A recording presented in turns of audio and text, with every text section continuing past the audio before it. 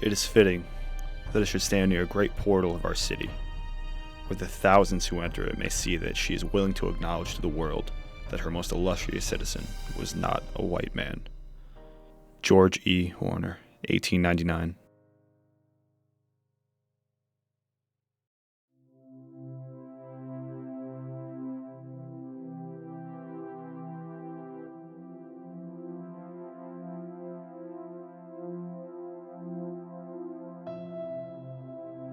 I'll say it this way.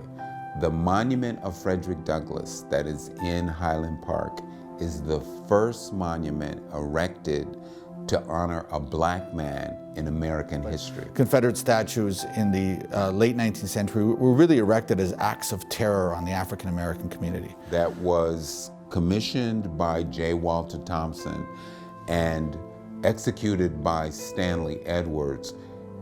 Its significance can never be fully comprehended in this country.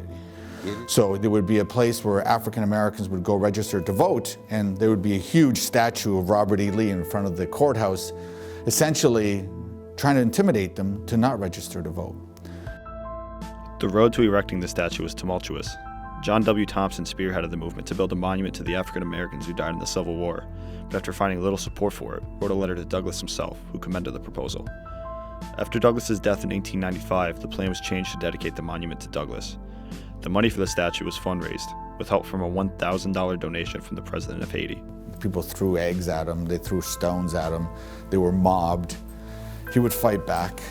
That physicality and that intellectual level of sophistication and expression was really a really potent argument against the institution of slavery. The original location was intended to be Plymouth Park, now Lunsford Circle, where many of Rochester's first African Americans had settled.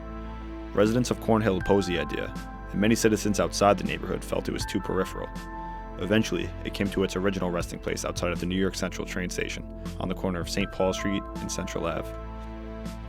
After criticism of the original location being too grimy and sooty for a statue of someone such as Douglass, the monument was moved to Highland Park in 1941, where it stands today, just 300 meters from his South Avenue home, where he offered safe passage to enslaved Americans on their road to freedom.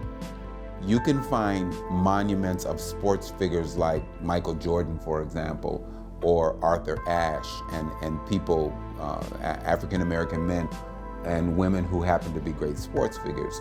But it's very difficult to find a monument of an African American who is not a sports figure, somebody who through the power of what they were able to accomplish culturally or politically, right? So this monument has real significance that way.